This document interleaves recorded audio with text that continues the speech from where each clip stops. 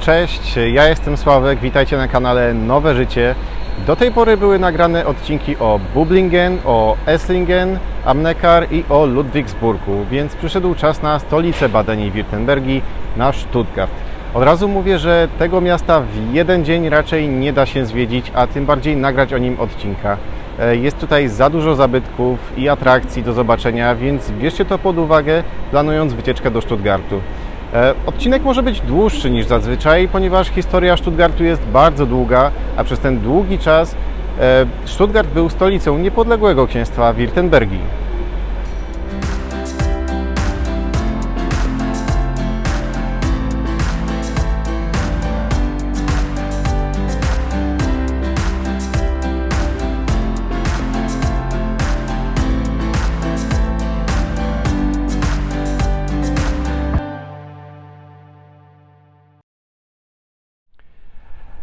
Stuttgart jest stolicą obecnego kraju związkowego Badenia-Wirtembergia i jego największym miastem. Zamieszkuje go 635 tysięcy ludzi, a w całym regionie metropolitarnym mieszka ponad 5 milionów ludzi. Stuttgart nieustannie pojawia się w rankingach jako jedno z najbardziej innowacyjnych, przyjaznych rozwojowi biznesu i technologii miast na świecie.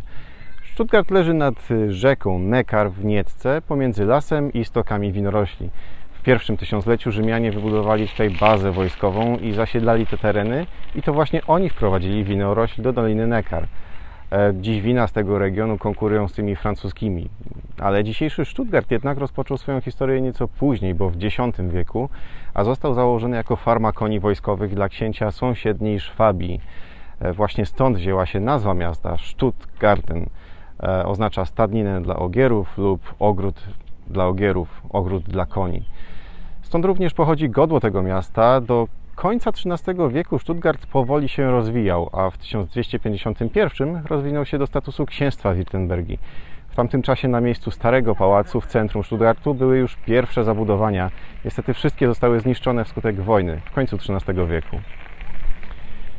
Wiek XIV przyniósł więcej sukcesów dla Stuttgartu. Zawirowania polityczne sprawiły, że Stuttgart odzyskał terytoria, a także wybudowano zamek na wzgórzu Kapelberg, aby mieć lepszą pozycję obronną w stosunku do sąsiedniego Esslingen. Na początku zamek był rezydencją władców Wirtembergii, przez wieki jednak był niszczony i odbudowywany, ale ostatecznie na jego ruinach powstało mauzoleum, które zostało wybudowane już w XIX wieku dla zmarłej małżonki króla Wilhelma I. Dziś jest to niesamowite miejsce, z którego można oglądać całą panoramę Stuttgartu. Stuttgart i księstwo nabrało większego znaczenia przez względy papieża, który wyraził zgodę na przeniesienie cmentarza rodziny Wirtembergów do Stuttgartu, a także na budowę w mieście zakonu. W 1323 podwyższono też status kościoła świętego Marcina w hierarchii kościelnej, co wtedy miało ogromne znaczenie dla miasta i od tamtego czasu wzrastało znaczenie Stuttgartu na tle okolicznych miast. Ale dopiero w 1495 został oficjalnie stolicą księstwa Wirtembergii. Stary zamek został rozbudowany w drugiej połowie XVI wieku w stylu renesansowym i tak właśnie możemy go podziwiać do dziś. W środku mieści się Landesmuseum Württemberg, które z pewnością przypadnie do gustu fanom historii. Oprócz samego pałacu w środku znajdziemy wystawy przedstawiające m.in. historię regionu i historię ludzi zamieszkujących te tereny w epoce kamienia, długo przed założeniem Stuttgartu i rozwojem całego miasta. Duże straty przyniósł całemu księstwu wiek XVII. W efekcie wojny 30-letniej od 1618 do 1648 Wirtembergia wpadła pod kontrolę Habsburgów, a król Świętego Cesarstwa Zachodniorzymskiego Ferdynand III odwiedzał miasto i planował wprowadzić tutaj duże zmiany, włącznie z wprowadzeniem z powrotem wyznania katolickiego. Ale ubiegła go plaga, która spotkała miasto w 1637. Populacja Stuttgartu wtedy spadła z przedwojennego poziomu 10 tysięcy do 5 tysięcy, w czym było jedynie 600 mężczyzn. Następnie w końcu XVII wieku objął władzę książę Eberhard Ludwik, który wybudował nową rezydencję w stylu barokowym w Ludwigsburgu. Pałac w Ludwigsburgu jest dużo bardziej reprezentacyjny od starego pałacu w Stuttgarcie i z tego powodu też przeniósł tam stolicę Wirtembergii. Od tej pory historia władców Wirtembergii przeplata się bardzo mocno pomiędzy Stuttgartem a Ludwigsburgiem, więc jeśli chcecie się więcej dowiedzieć o samym Ludwigsburgu, to odsyłam Was do poprzedniego odcinka właśnie o nim. Stolica w okresie XVIII wieku była przenoszona tam i z powrotem przez kolejnych władców, aż ostatecznie pozostała w Stuttgarcie za sprawą pierwszego króla Wirtembergii, Fryderyka I. Ale do tych wydarzeń jeszcze wrócimy za chwilę. W 1744 objął władzę Karl Eugen, który również widział, że stary pałac nie był wystarczająco reprezentacyjny i 2 lata później zdecydował o rozpoczęciu budowy nowego pałacu w Stuttgarcie. Daleko się jednak nie przeprowadził, być może myślał o przyszłych turystach odwiedzających Stuttgart, bo nowy pałac został wybudowany zaraz obok tego starego. Do innych inwestycji młodego księcia należą również zamek Solitude poza miastem oraz rezydencja Hohenheim, w której książę zmarł w 1793. Dzięki kampanii napoleońskiej swoją szansę wykorzystał kolejny książę Fryderyk II, rządzący Wirtembergią na przełomie XVIII i XIX wieku. Napoleon chciał stworzyć większą siłę w Europie pomiędzy Prusami i Austrią. Zawarto więc sojusz z Francją, z której Wirtembergia zaoferowała około 10 000 żołnierzy w zamian za umocnienie pozycji względem majątków dworskich i zdobycze terytorialne. Poparcie Napoleona i przyjęcie go w pałacu w Ludwigsburgu okazało się być słusznym posunięciem, a książę Fryderyk został pierwszym królem Wirtembergii w 1806. Podczas kampanii napoleońskiej na Rosję Wirtembergia wsparła Francję niemal 16 000 żołnierzy, ale opłacono to wielką klęską całej kampanii, z której wróciło jedynie 500 z nich. Stuttgart wraz z rozwijającymi się połączeniami kolejowymi doświadczył dynamicznego rozwoju w epoce industrializacji.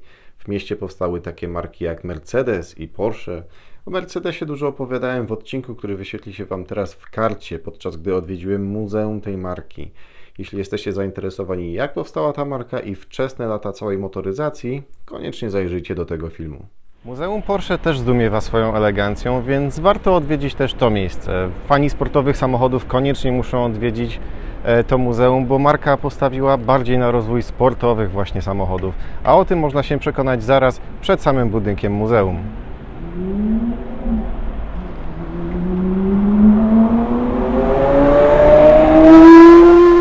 Wskutek rozwoju gospodarczego podczas rewolucji przemysłowej populacja Stuttgartu eksplodowała. Z poziomu 35 000 w 1834 do powyżej 200 000 w 1904. Jedynie 70 lat. Ale wróćmy jeszcze na chwilkę do roku 1814.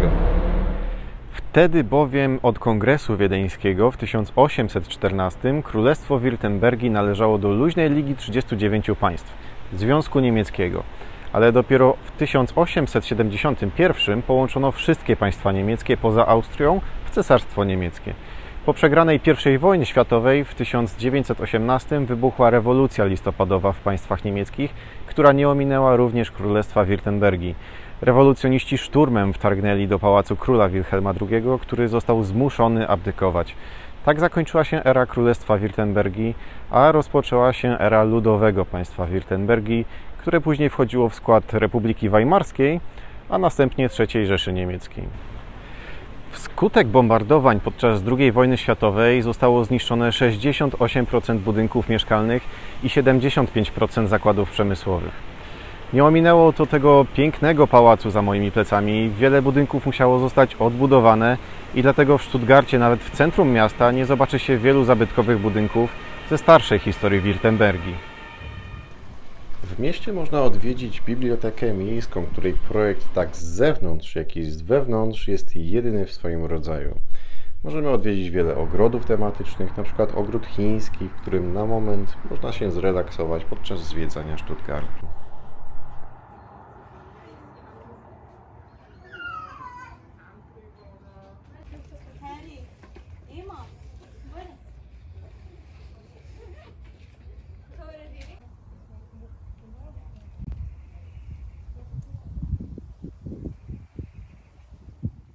W 1818 rozpoczął swoją tradycję Cannstatter Volksfest, który dziś jest drugim największym festiwalem piwa po bawarskim Oktoberfest.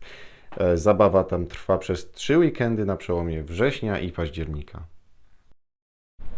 Do atrakcji, które warto zobaczyć w Stuttgarcie, na pewno zalicza się Muzeum Historii Naturalnej, które nie jest aż tak duże i nie wymaga całego dnia na zwiedzanie, ale jest tutaj mnóstwo wartościowych wizualizacji, a także znalezisk skamieniałości z regionu Badenii-Württembergii i nie zabraknie tam też słynnego T-Rexa. Zresztą zobaczcie, jak to wygląda w środku.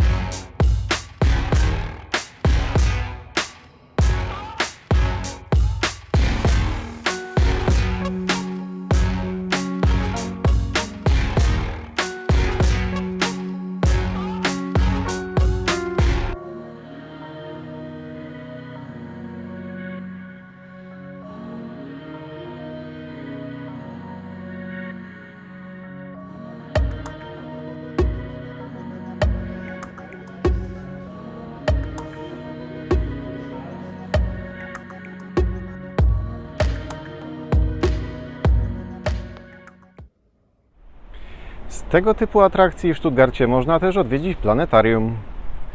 Możemy też się wybrać na wieżę telewizyjną. Po wojnie stanowiła ona symbol odbudowy i technologii. Ma 217 metrów i to właśnie ta wieża rozpoczęła trend na budowę wież telewizyjnych na całym świecie. To ona była tą pierwszą. Została ukończona w 1956, a wchodząc do środka mamy szansę na poznanie historii budowy tej wieży. Na początku byłem sceptyczny wydawania 10 euro na bilet na górę, do momentu, w którym otwarły się drzwi windy. Poczułem podmuch wiatru i zobaczyłem Stuttgart w pełnej panoramie.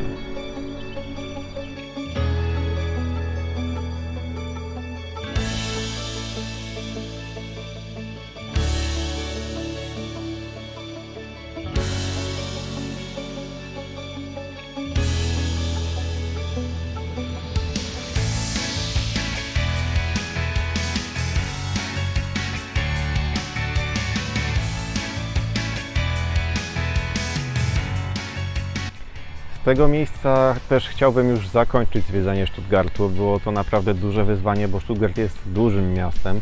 Chciałbym Wam podziękować, że oglądacie moje filmy. Spróbujcie wziąć też udział w konkursie w komentarzach. Lista miast pozostałych w serii turystycznej po południowych Niemczech staje się coraz krótsza, więc coraz większa szansa jest na to, że zgadniecie, które miasto z listy, która wyświetli się teraz na ekranie, pojawi się w formie odcinka na kanale za tydzień.